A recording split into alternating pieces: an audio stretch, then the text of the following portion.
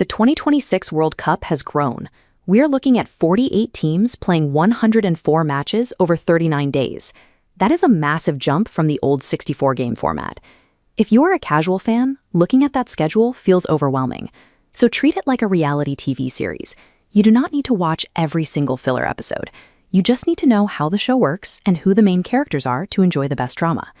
Think of the opening stage as auditions. There are 12 groups of 4 and everyone plays 3 games. You must score enough points to avoid finishing last. Then the board collapses into a massive 32-team bracket. This new phase, the round of 32, starts sudden death eliminations. Lose here and you go home. You don't need a deep understanding of tactical formations to follow the structure. To enjoy the ride from those early group stages to the final bracket, you only need to pick a few main characters to root for. Let's start with Argentina. They won the last tournament in 2022. They play a gritty, highly emotional style of soccer, and the entire team operates with a singular devotion to their captain. Think of them as the defending champions on a farewell tour. That captain is Lionel Messi. At 39 years old, he has already achieved his ultimate goal by winning the last World Cup. He is playing this tournament as a final victory lap before retirement. If Argentina is the emotional favorite, France is the final boss. They have reached the final match in the last 2 World Cups. They have an incredibly deep roster of talent, and they play with a terrifying, overwhelming speed. Their attack is built around Kylian Mbappé. He is arguably the fastest, most lethal offensive weapon in the sport right now, and he makes scoring look entirely effortless. But France has a well-known vulnerability. Historically, they have a tendency to start arguing with their own coaches and players. If they lose, it is often because they self-destruct from the inside. Argentina fights with desperate heart, while France dominates through sheer athletic terror. Together, they set the 2 contrasting standards that every other team is trying to beat. Then we have Brazil, the flashy entertainers. They prioritize offensive flair over rigid defense, bringing a joyful rhythm to the field. But they are carrying a heavy burden, a 24-year drought since their last world title. Their hopes rest on Vinicius Jr. He is elusive, quick, and perfectly embodies that dancing, creative style that Brazilian soccer is famous for. For a completely different vibe, look at England. Following them is like watching a soap opera.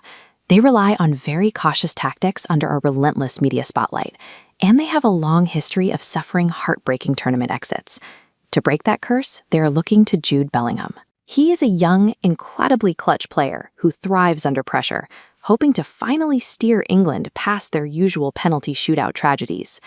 Finally, if you want a chaotic underdog, pick Norway.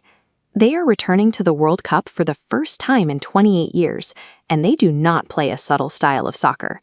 They rely on sheer physical size to bulldoze the competition. That physical approach is led by Erling Haaland.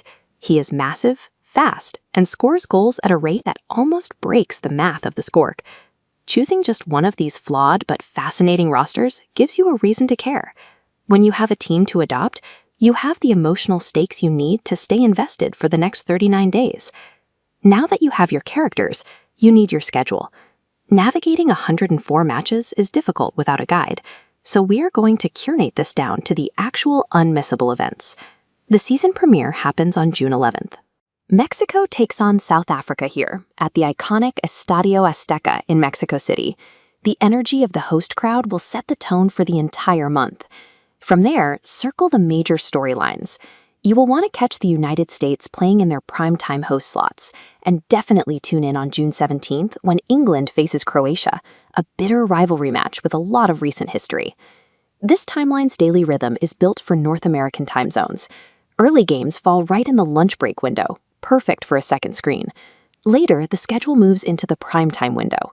These evening slots are reserved for marquee matchups featuring host nations. All of this builds toward the ultimate series finale on July 19th at MetLife Stadium in New Jersey.